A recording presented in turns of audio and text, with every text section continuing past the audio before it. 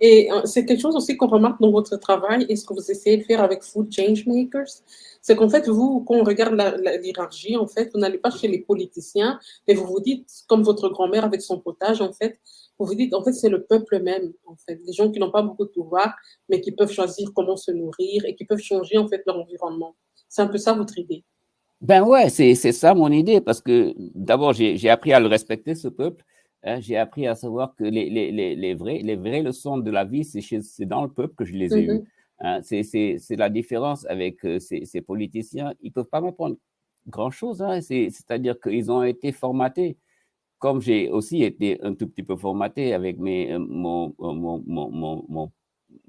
petit parcours euh, euh, universitaire, éducation et tout, mais Mhm. c'est du lavage de cerveau, ce qui fait que on est là, donc on pense que cette éducation, ces 10 années, 12 années, 20 ans d'éducation sont supérieures aux milliers d'années que ces petits peuples, que ces Tout à fait, paysans oui.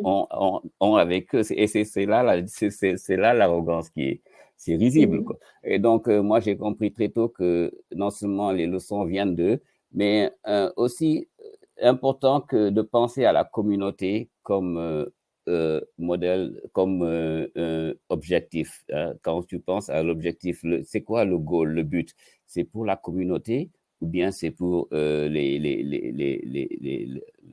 la poche des individus, des investisseurs. Mhm. Et donc, ça fait toute la différence. Et notre approche, notre culture, ça a toujours été centré sur la communauté. Et quand tu penses comme ça, et quand c'est ça ta raison, hein, chaque décision que tu prends, c'est centré sur la communauté, ça change tout. Ça change tout. Tu prends en considération l'environnement, tu prends en considération chaque individu, le bien-être de chaque individu plutôt que le bien-être d'une personne. Parce qu'Tout à fait. Euh, Vous avez dit qu'en fait, la marginalisation de la cuisine africaine, c'est seulement une question de temps et que ça va changer. Est-ce que la décennie dans laquelle nous nous trouvons, donc de 2014 à 2024, ça a été nommé la décennie des gens de descendance africaine. Est-ce que vous trouvez, par l'Union européenne en fait, est-ce que vous trouvez que ça ouvre une porte en fait pour que la nourriture africaine ne soit plus marginalisée ou justement pas? Ben, ça ouvre une porte, oui, en ce sens que oui, c'est-à-dire que s'ils décident d'en faire la décennie, comment ils le font, la méthode, c'est approuvé. Mais ce Mhm. qu'il y a à savoir, c'est que c'est cette porte, on va l'ouvrir. Cette porte, non seulement on va l'ouvrir, on la fracasse parce que c'est une porte on a tellement à offrir. Mhm. On a énormément à offrir. On a offert déjà tellement. On n'a pas reçu les crédits. Hein. La cuisine Mhm. africaine a influencé d'autres cuisines du monde. Hein, quand on Tout regarde, à fait. voilà, mais sans recevoir les crédits, c'est pas grave parce que ça revient. C'est un cycle. Hein, et maintenant, eux-mêmes, ils se rendent compte que ce qu'ils font n'est pas viable. Leur système n'est pas viable, leur système alimentaire n'est pas viable. Au-delà de ça, leur alimentation peut être même nocive à la Mhm. santé. Et Oui. donc, il y a tout ça qui fait que et l'Afrique a tous ces secrets qui ont été cachés pendant si longtemps, hein, que ce soit en termes d'ingrédients, que ce soit en termes de méthodes d'agriculture, et tout cela qui fait que, et on sait que c'est maintenant que c'était la voie à suivre. Mhm. Donc l'Afrique est à mettre en considération. C'est ça où ça casse, quoi. On n'a pas le choix. On n'a pas le choix. Et Tout surtout à que c'est fait. délicieux en plus. Donc, voilà, quoi. Voilà, Pour donc, parler de ce qui est délicieux, vous avez écrit un nouveau livre qui est mm-hmm, intitulé Simply West African, Easy Joyful Recipes for Every Kitchen, a Cookbook. Donc, c'est votre quatrième livre. mm-hmm. Et je me demandais, en fait, qui va être publié, en fait, dans 3 semaines. Et je me demandais, en fait, si vous auriez l'amabilité de nous expliquer quel a été votre parcours créatif pour arriver, en fait, à écrire cette œuvre, en fait. Ben écoutez, il y a une continuité dans tous mes livres.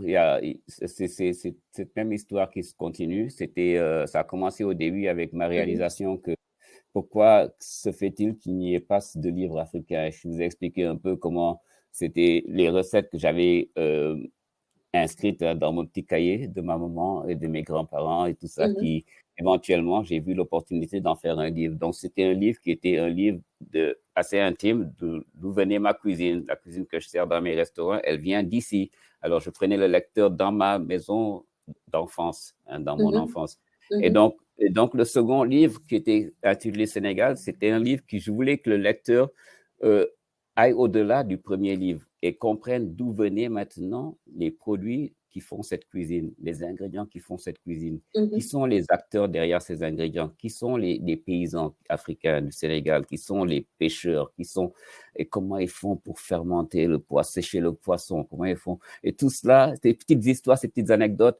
J'ai voyagé avec un excellent photographe autour du Sénégal à la rencontre de tous ces gens, les femmes qui font les coopératives de Fogno, les femmes qui récoltent le riz traditionnel en Casamance et les danses et tout ça et les célébrations. Toute cette joie, et leurs challenges et les histoires, pourquoi on n'a pas développé ce riz et ce Fogno, pourquoi on mange du riz brisé au Sénégal. Donc, ça t'amène à la colonisation. Hein, pourquoi le pêcheur au Sénégal, le pêcheur qu'on a interviewé qui disait que lui, il pêche depuis des générations, toute sa famille, mais il ne veut pas que son fils pêche parce qu'il n'y a plus de poisson. Le poisson est surexploité parce qu'il y a des grands paquebots, cargos qui viennent et qui ruinent notre océan et tout ça. Donc, il y a toutes ces histoires qui venaient dans ce livre, en plus de recettes, hein, de belles recettes et tout ça. Donc, c'était un livre qui était un peu une anthropologie. Hein. Ça parlait de l'histoire même du peuple et de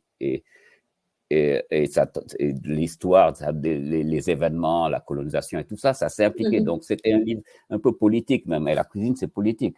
Et donc le troisième livre, c'était focalisé sur le fogno. Hein. C'était un ingrédient que j'avais commencé à introduire dans le deuxième livre quand je parlais des produits de notre cuisine. Et je me suis dit que cet ingrédient méritait son propre livre parce que c'était une céréale qui était méconnue, qui était importante, parce qu'on était dans un moment où on parle du changement climatique. C'est une céréale qu'on dit climate smart parce qu'elle pousse dans des sols pauvres, elle est résiliente, elle n'a pas besoin de beaucoup d'eau du tout, hein, drought resistant.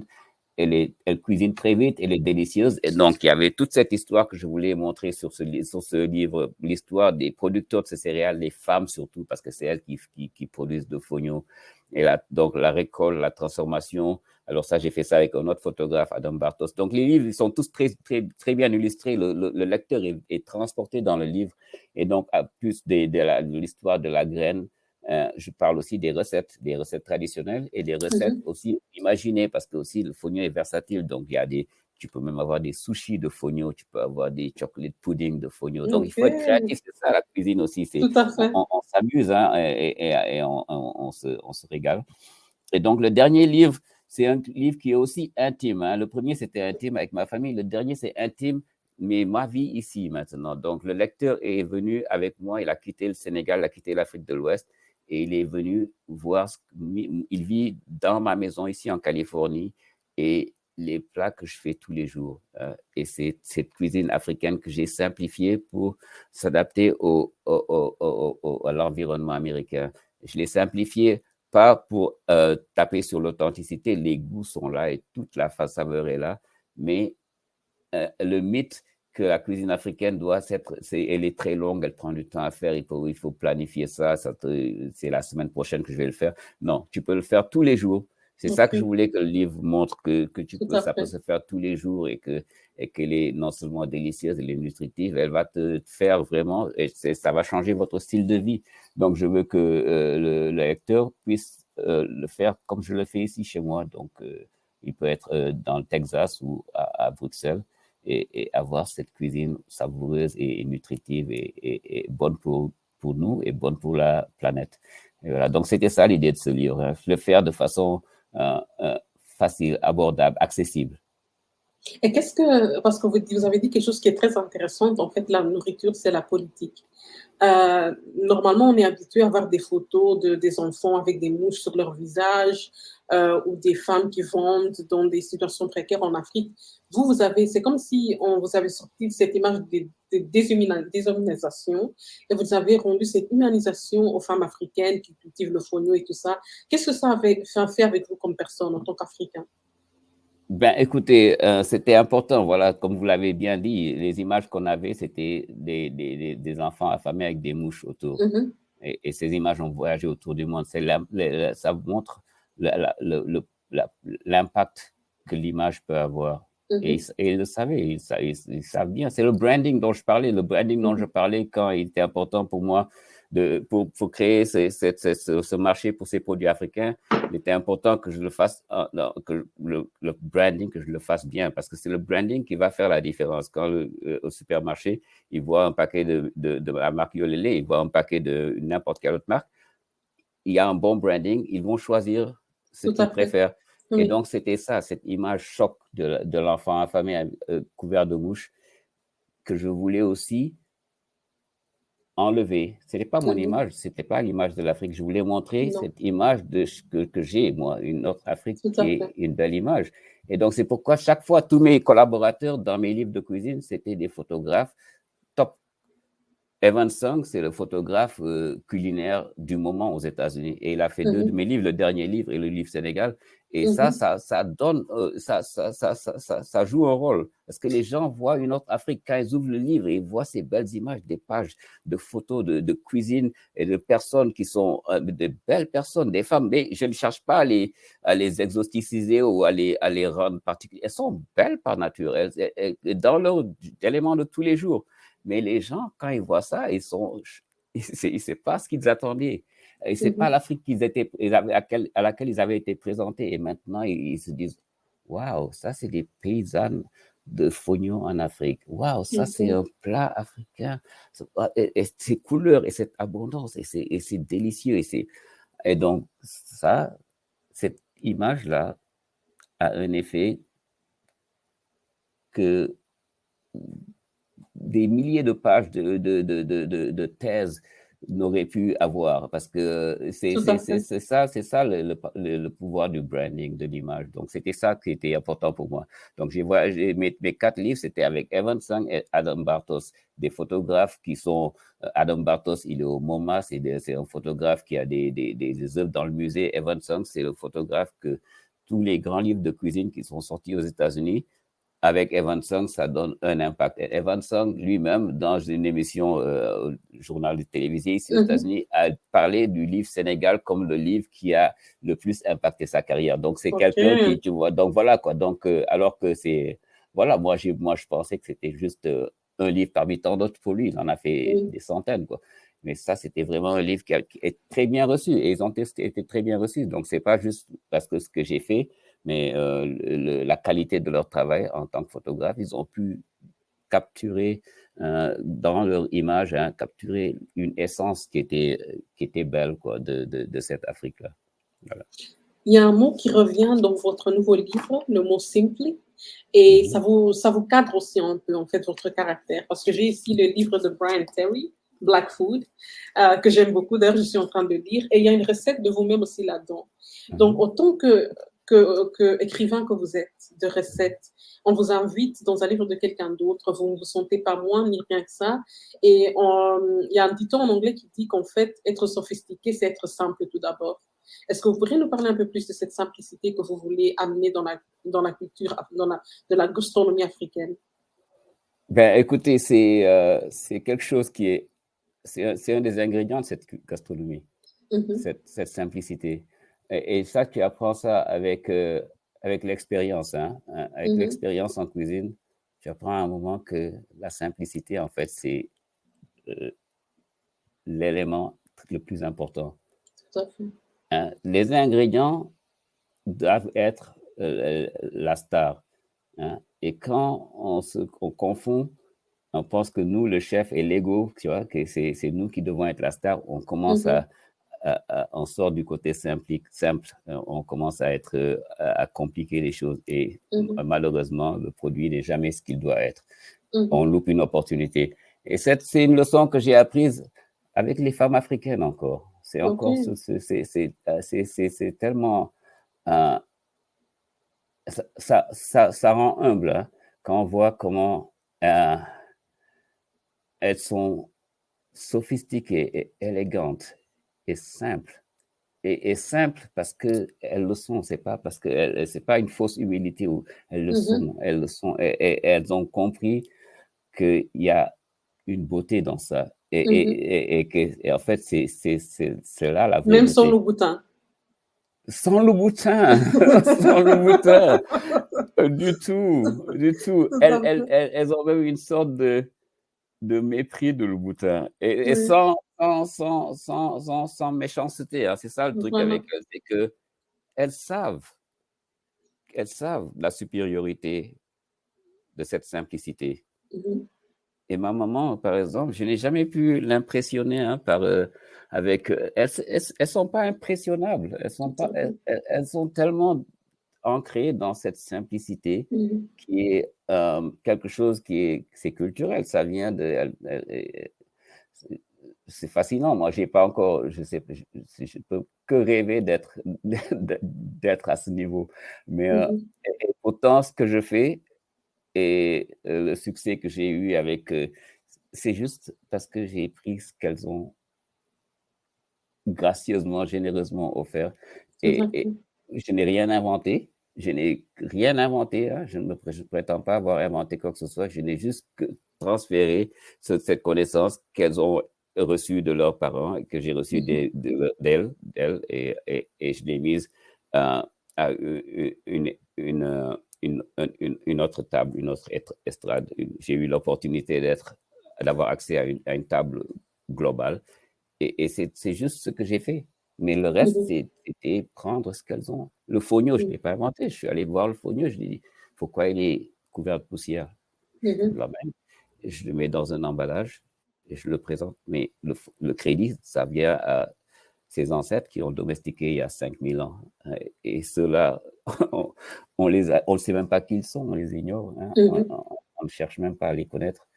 Alors que et c'est peut-être eux qui ont la solution de ce qu'on vit maintenant, les problèmes de climatique. La solution vient dans ces produits sous-utilisés d'Afrique. C'est eux qui offrent une solution claire, la seule solution, en fait. Tout à fait. Donc, à côté d'être un écrivain, vous avez aussi ce côté de restaurateur. Vous avez un restaurant au Nigeria, le NOC. Vous avez aussi l'hôtel Pullman au Sénégal où vous cuisinez aussi. Et vous avez aussi le Teranga à Harlem, à New York. Vous avez vécu, en fait... Deux Teranga, pour rectifier. Deux Teranga. Ouais, Désolée, pardonnez-moi. Ouais, non, c'est bon. Il y a Midtown Manhattan et puis Harlem, donc il y en a deux. OK. Donc voilà, ceux-là sont les miens. Et le Pullman, je fais le menu, donc je suis le chef signature. Et voilà, et NOC, donc je suis l'exécutif chef du NOC à Lagos. Voilà, donc, quand vous regardez, parce que vous avez eu vraiment l'opportunité d'être dans deux continents différents, qui ont une vision de l'hospitalité qui est aussi différente. Par exemple, moi, personnellement, quand je regarde le côté de l'Occident, c'est vraiment ce côté que vous avez étudié, c'est vraiment la chimie, en fait. Donc, on doit avoir les recettes, on doit avoir combien de cuillères vont dans ce menu et tout ça. Et quand on va dans le côté d'hospitalité de l'Afrique, c'est vraiment ce côté artistique. Donc, on cuisine, mais on met de la musique et on cuisine vraiment avec ce qu'on sent, ce qu'on ressent avec les sens. Qu'est-ce qui vous a frappé dans ces différentes visions de l'hospitalité, de l'occidental et de l'Afrique? Ben, ce qui m'a frappé, j'ai réalisé, pour avoir la chance, comme vous l'avez dit, d'avoir vécu dans les deux mondes et d'avoir été étudiant en physique-chimie. Donc, réaliser que c'était à la base l'approche des deux cultures qui différaient. Et donc, la culture occidentale avait tendance à dissecter les choses, hein, à vouloir contrôler les choses. Et donc, et ça se voit dans différents niveaux, mais quand on revient à la cuisine, donc ça se voit à la façon dont les recettes sont écrites. Et donc, les recettes sont écrites de façon précise, avec le nombre de cuillerées, le nombre de tasses, avec tu vois, les quantités et le nombre de minutes. Hein? C'est dissecté, c'est une méthode, hein? Mais c'est la méthode occidentale. Et quand on va chez nous, hein, la méthode africaine, et quand je parle à ma maman de ses recettes, je lui demande combien de cuillerées elle a mis ou bien combien de tasses ou combien de minutes. Elle ne comprend pas de quoi je parle parce que ça n'a pas de sens pour elle. Pour elle, la cuisine ne s'approche pas de cette façon. Si tu n'as pas, si tu ne mets pas tes sens dans ta cuisine, si tu ne viens pas avec ta présence, hein, c'est ça tes sens, il faut être présent pour avoir tes sens. Donc, ta présence et goûter et sentir et regarder et toucher, hein, et écouter, parce que tout ça, ça compte. Hein. Écouter, tu dois écouter la poêle quand ça s'isole et que tu mets c'est là que tu sais que l'huile est chaude. Et tu dois goûter pour savoir qu'il y a assez de sel ou pas de sel. Et c'est là que tu sauras s'il faut ajouter un peu plus ou un peu moins. Tu dois toucher, hein, ton poisson avant de savoir de l'acheter pour savoir s'il est frais ou pas. Tu dois sentir, tu dois sentir ta mangue, tu dois sentir toutes ces choses-là. Tous tes sens doivent être présents. Et c'est là la réponse à la question pour ma maman stupide que je lui ai posée. Il dit, comment tu peux savoir combien de minutes? Tu sauras quand c'est fini, quand tu verras l'huile monter au niveau de la sauce du soupe kanja, c'est là que tu vois que c'est prêt. Hein? Si l'huile monte, et tu vois, et donc, oui, tu peux calculer le temps. Et c'est ce que j'ai fait quand j'écrivais ces recettes. Je passais mon temps avec maman et je calculais et j'écrivais ça et elle se demandait, voilà, donc lui, c'est... Mais c'était ma façon à moi de donner une sorte de direction à mes lecteurs qui sont d'une autre culture. Mais je tenais, en le faisant, dans mes livres, je tiens à leur préciser que ces directions ne sont que des directions. Mais il est important d'avoir l'essence. Si on fait une cuisine en suivant juste les recettes, on va avoir un plat, hein, n'est-ce pas? Mais si on fait une cuisine en suivant à la fois les recettes et en étant présent, en mettant l'essence, là, on a quelque chose de complètement différent. C'est une expérience qu'on a. On communique non seulement avec les ingrédients, mais on communique avec la tradition qui est une sorte de communication avec nos ancêtres. On communique avec aussi notre environnement. Donc, on est dans une sorte de méditation parce qu'on est présent. Et donc, quand on est à ce moment-là, à ce niveau de présence, on a aussi une intuition qui nous vient parce que c'est quelque chose qui se rajoute à cela. C'est un autre sens, donc un sixième sens qui te vient et qui te dira des secrets que tu pourrais intégrer dans ta cuisine. Hein? Et ça, c'est ça qui fera que ton plat que tu finiras, il sera unique. Il sera un tchéboudjen, hein? Mais il sera un tchéboudjen qui est pour ce moment-là tout à fait pour toi. Et c'est ce que ton intuition t'aura dit. Tiens, pourquoi ne pas ajouter un peu de touffa? Pourquoi ne pas ajouter un peu de poivron ici? Pourquoi ne pas ajouter... Pourquoi laisse cuisiner un peu plus longtemps, tu auras cette croûte-là. Hein, la croûte, elle est supposée être là, mais si tu as suivi la recette exactement comme elle était faite et elle est écrite, et les ingrédients ne sont pas les mêmes exactement que celui qui a écrit la recette pour toi, parce que les ingrédients ne sont jamais les mêmes, c'est la nature qui parle. Hein. Et donc, à ce moment-là, ton intuition qui t'a dit de laisser cuisiner un peu plus, comme ça tu as cette fameuse croûte à côté du tchéboudjen qui est important. Voilà, donc ce sont ces choses-là que tu ne peux avoir que quand tu es présent. Si tu es présent, tu te poseras ces questions-là. Ah, j'ai pas cette croûte-là, je vais ajouter un peu plus de temps, je vais ajouter mon feu, augmenter mon feu un peu plus, alors que ta recette te disait laisse tout mijoter, mais tu vois, tu veux réduire la quantité d'eau, tu ajoutes ton feu pour laisser évaporer. Ça, c'est cette façon d'être présent dans la cuisine. Mais cette présence-là, la cuisine commence au marché et elle finit après le repas. C'est pas dans la cuisine quand tu as mis dans l'assiette. Non, la cuisine continue quand tu es autour du bol avec tout le monde et tout, et on savoure et tout cela. Et ça fait partie de la cuisine parce que c'est pas juste des recettes, c'est cette ambiance, cette communauté, ce partage. Hein, c'est tout cela la cuisine. Et la présentation du plat aussi, ça doit être visuellement beau. Tout cela fait partie de... Voilà, quoi. Donc, la cuisine, c'est la différence en gros entre l'Occident et l'Afrique. Tout à fait. Vous avez parlé du thiéboudine. J'ai pu comprendre que c'est un de vos plats préférés. Est-ce que vous pourriez citer vos autres 4 plats préférés, s'il vous plaît? Ouais, j'en ai tellement de plats préférés, mais thiéboudjen, c'est absolument l'un d'eux. Le soupe kanja, on l'appelle okra stew en Nigeria, on l'appelle gumbo en Nouvelle-Orléans. Donc, c'est ce plat à base de gombo, hein, de okra et de fruits de mer, beaucoup de fruits de mer. Et au Sénégal, on le fait avec cela, le gombo, le fruit de mer, l'huile de palme. Et on le sert soit au-dessus du riz ou sur du fonio. Donc ça, c'est un plat que j'adore, surtout quand on le met avec du poisson fumé, du poisson chat fumé. Et donc, il y a tous ces petits ingrédients qui s'ajoutent dans le soupe kanya. Il y a le touffe, il y a le, comment on appelle ça, le iru au Nigeria, au dawa dawa. C'est une sorte de fermentation de graines d'un fruit qui s'appelle le néré. Donc, c'est ça dans pas mal de régions d'Afrique. C'est délicieux, ça a un goût très fort, fermenté, mais ça donne une saveur spéciale, ce qu'on appelle umami. Hein. Les Japonais appellent ça umami. Et d'ailleurs, comme c'est bizarre, c'est la même bactérie qui est utilisée pour faire le natto au Japon, qui est utilisée pour faire le néré. Ouais, absolument. Et c'est ça qui est intéressant en cuisine, parce qu'on voit des connexions qui sont impensables, et on voit aussi que, voilà, que les anciennes cultures ont tellement à nous apprendre. Donc voilà, j'adore ça. C'était mon deuxième plat, j'en ai encore 3.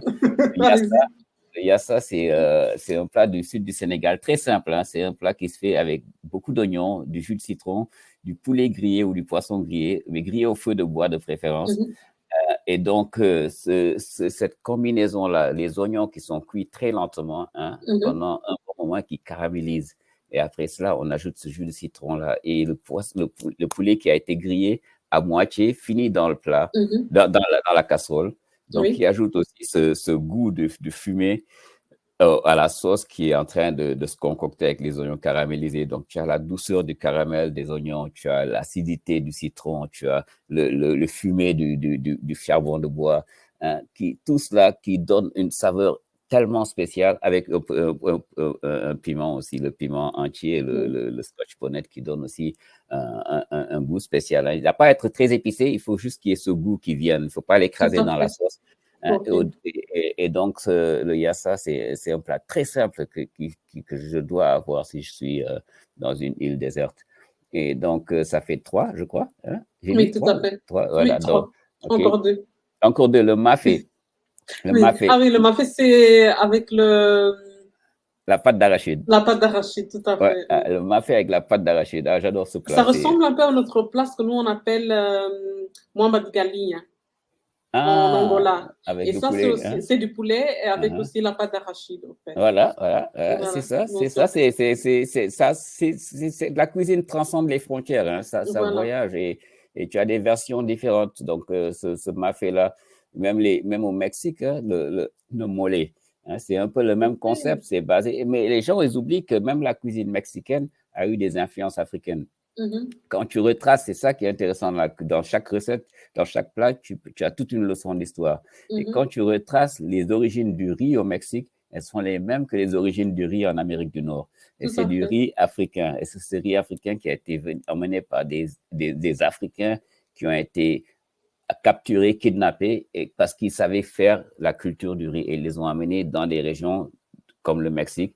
Et ces cultures sont devenues des forces économiques. Hein, la Caroline du Nord, c'était basé sur l'agriculture du riz africain. C'est comme le mofongo aussi au Porto Rico, je crois. Mofongo, Oui, j'ai jamais goûté, mais bien sûr, c'est un de mes projets pour le African Restaurant Week que vous avez à New York, et j'aimerais bien participer et quand même goûter. Ah, il faut venir, absolument. Oui, il y a tellement à goûter. Hein. Mofongo, c'est le foufou, le foutou. Il y a tellement de choses. C'est pas juste que vous me demandiez juste 5 plats, parce que je peux vous en donner tellement plus.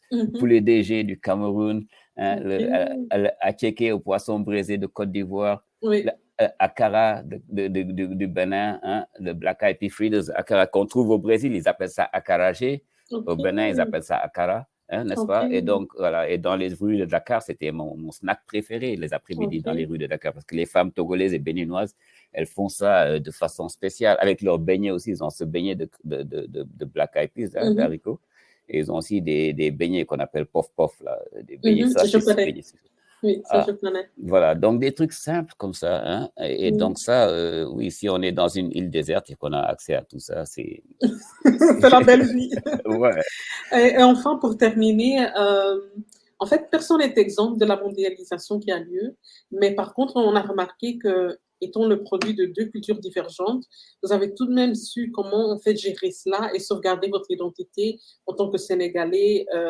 Si vous pourriez nous raconter quelques mots là-dessus pour terminer, s'il vous plaît.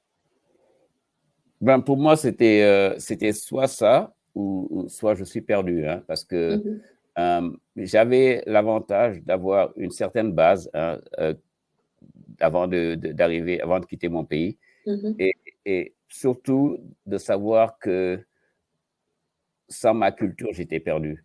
Et donc, il y avait un proverbe sénégalais, il y a un proverbe sénégalais qui dit quand on est perdu, hein, dans son chemin, retourne, quand tu es perdu, retourne de là où tu viens, retrace tes pas. Et donc, c'est ça. Donc, quand je me suis retrouvé confus, hein, à New York, jeune, ne sachant pas où aller, j'ai adapté cet adage. Je me suis dit, je vais chercher ma tradition, je vais retourner vers où j'étais. Pour moi, en cuisine, ça signifiait ne pas tomber dans le piège que beaucoup de gens font, et pensant que le futur dans leur carrière culinaire, c'est la cuisine française, c'est la cuisine d'autres horizons. Non, pour moi, c'était me réinventer.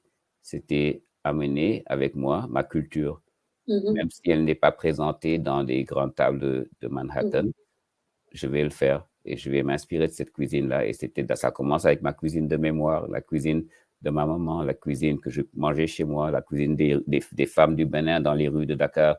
Et c'est ainsi de suite que j'ai intentionnellement pris ce chemin et ce cheminement et je me suis retrouvé dans un puits sans fin, un puits profond où il y avait tellement que ma culture avait à offrir, et j'avais trouvé ma voie. J'avais trouvé ma voie et ma voix. Parce que ma voix, c'était, voilà quoi, j'avais réalisé que ma culture était puissante et riche et belle, et que j'avais un héritage que je devais représenter, parce que j'avais des ancêtres braves, c'était des géants. Donc, je ne pouvais pas me permettre d'échouer. Je vais les présenter de façon conséquente, et voilà. Donc, c'était cela, quoi. Donc, c'était ma réponse à votre question. Merci. Est-ce que vous auriez juste encore l'amabilité de bien vouloir nous partager les différentes plateformes à travers lesquelles les internautes peuvent entrer en contact avec vous, se connecter à vous, suivre votre œuvre, s'il vous plaît? Ben, sur les réseaux sociaux, Instagram, c'est @chefpierre-thiam, hein, et c'est le même sur Twitter et LinkedIn. Et aussi, j'ai des sites pour mon site personnel, c'est chefpierrethiam.com, le site de ma compagnie de produits yolele.com, et mes restaurants itsteranga.com. Et donc, voilà, donc à travers une de ces plateformes, on peut connecter avec tout le reste. OK. Donc, merci d'avoir été avec nous. J'ai été votre hôte, Madalena. J'habite en Belgique, mais je suis d'origine angolaise. Cette conversation sera également disponible en anglais, et à la prochaine, et soyez bénis. Merci beaucoup.